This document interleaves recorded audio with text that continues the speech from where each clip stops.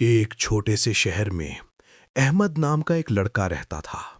وہ ایک عام سا اسٹوڈنٹ تھا، لیکن احمد کی ایک بری عادت تھی۔ وہ ہمیشہ لیٹ ہو جاتا تھا، school late, home work late اور ہر کام میں ڈیلے۔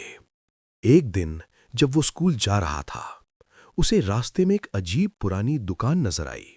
اس نے پہلے کبھی یہ دکان نہیں دیکھی تھی۔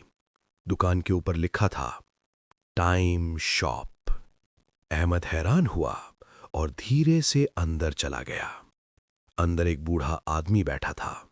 وہ مسکرایا اور بولا، میں تمہارا انتظار کر رہا تھا۔ احمد ڈر گیا۔ بوڑھے نے ایک پرانی گھڑی نکالی اور کہا، یہ گھڑی وقت کو روک سکتی ہے۔ احمد ہنس پڑا، لیکن پھر بھی اس نے بٹن دبایا اور اچانک سب کچھ رک گیا۔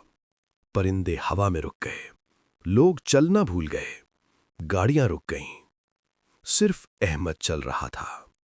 اب احمد جب چاہتا وقت روک دیتا، ایگزامز میں چیٹنگ کرتا، ہوم ورک آسانی سے کرتا، سب کچھ پرفیکٹ ہو گیا۔ لیکن پھر ایک دن اس نے ایک سیاہ سایہ دیکھا جو وقت رکنے کے باوجود چل رہا تھا۔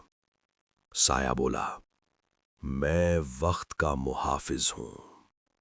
ہر بار جب تم وقت روکتے ہو، تمہاری زندگی چھوٹی ہو جاتی ہے۔ احمد ڈر گیا۔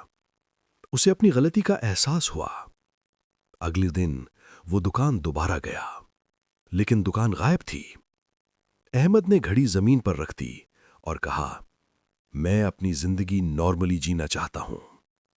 اسی لمحے گھڑی غائب ہو گئی اور آواز آئی، تم نے صحیح انتخاب کیا۔